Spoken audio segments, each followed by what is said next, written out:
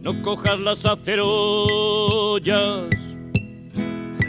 Decíamos esta mañana que para el si verano. bajo la violencia, ¿no?, en el tema de las bandas que nos ha explicado María, subyacía, aunque no solo, pero evidentemente, ¿no?, subyace una emoción básica que es la ira. En el tema que nos va a presentar Alfonso Salgado, que nos acompaña esta tarde, la emoción que podríamos identificar como predominante es la tristeza. Probablemente no sea la única, pero sí que es la que más claramente podemos identificar, ¿no?, en el tema del suicidio y las autolesiones. Y con este objetivo de entender que la tristeza también tiene una función, queríamos destacar sobre todo cómo la función de la tristeza, que la tristeza es una emoción que incluso ha recibido como históricamente, ¿no?, más alabanzas probablemente que la ira. La tristeza tiene como función señalar las pérdidas y aquellos valores que han sido importantes para nosotros y han sido dañados. Pueden ser cosas que han sido valores o aspectos que han sido dañados o pérdidas que han sido dañadas por otras personas o por nosotros mismos. Y en este sentido, la tristeza es imprescindible, es una emoción imprescindible para una conducta honesta y moral. Es decir, todas aquellas personas que quieren hacer de su vida de alguna forma también un proceso creciente de desarrollo moral, la tristeza desempeña un papel importante, ¿no? La forma de actuar de la tristeza es muy diferente de la ira que veíamos esta mañana, ya que la manera en la que actúa la tristeza es paralizando. Mientras que la ira lo que hace es movernos, la ira, decíamos esta mañana, es gasolina, la tristeza es al revés, la tristeza es un freno.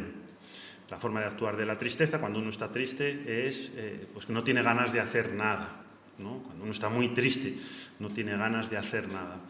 Esa paralización, ese freno, tiene como objetivo el permitir que nos repleguemos hacia adentro y que encontremos también dentro de nosotros mismos la capacidad de elaborar esa pérdida o hacer ese duelo, digerir ese obstáculo, ¿no? La tristeza, apuntaba una pizca esta mañana y no me voy a detener mucho en ello, pero quiero por lo menos dejarlo planteado. La tristeza tiene o puede tener el mismo origen que la ira. Es decir, hay personas en las que una situación puede dar lugar a un episodio de ira, por ejemplo, la traición de un compañero o de un amigo o lo que sea, ¿no?, o del esposo o la esposa, mientras que hay otros casos en los que esa misma situación lo que genera es mucha tristeza. Son dos emociones que están, quizás las que están más cerquita la una de la otra, y a veces hay realmente, ¿cómo se dice?, vasos comunicantes, ¿no? Son vasos comunicantes. Entonces, digo esto porque cuando esta mañana señalábamos la posibilidad de reprimir la ira, eso muchas veces desemboca en episodios de mucha tristeza, ¿no?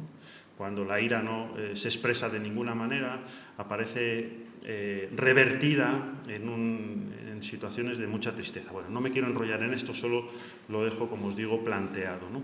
Tiene esa función, podríamos decir, intrapersonal, esa función hacia adentro, pero también tiene una función social la tristeza, tiene una dinámica social que es provocar el consuelo, mientras que a alguien que vemos muy enfadado es difícil que nos acerquemos a hablar con él, preguntarle qué le pasa, etcétera, porque tememos ser víctimas de su ira. En el caso de la tristeza es mucho más sencillo, ¿no? Nos brota de una manera mucho más sencilla el acercamiento y buscar el dar consuelo, ¿no? Esta dinámica es importante también a nivel social, no solo interpersonal, sino social, ¿no? Las sociedades también a veces necesitan el consuelo de entender que hay una pérdida colectiva, una situación concreta que necesita ser expresada socialmente y necesita ejercer ese consuelo socialmente, ¿no?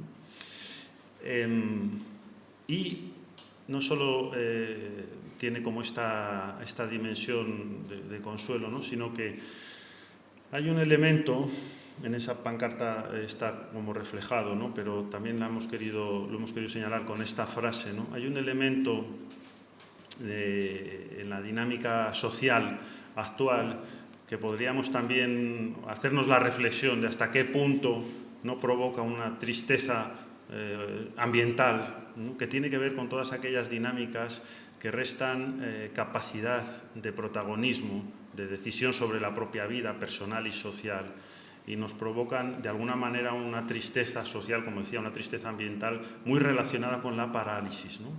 La capacidad de dirigir la vida, de protagonizarla, de llevar las riendas, puede ser un antídoto en este sentido contra la tristeza social y quizás también una tarea que tengamos o que podamos sacar, ¿no? De todo este encuentro y todo este diálogo, ¿no? Y relacionado con esto, también un Estado sobreprotector que lo gobierna todo a base de ayudas y que fundamentalmente ve en los ciudadanos no protagonistas, sino objetos de su ayuda, gestión, etcétera. Bueno, podríamos preguntarnos si también esto no genera un caldo de cultivo para esta melancolía ambiental, ¿no? Bueno, dejo estas reflexiones ahí, como decía esta mañana, no son el objeto de todas estas jornadas, pero sí de alguna manera quieren dejar por lo menos como el marco de la importancia de la tristeza también en nuestra vida y de la necesidad de que exista. Muy bien. Los que caminan y esperan, los que vuelven y se quedan.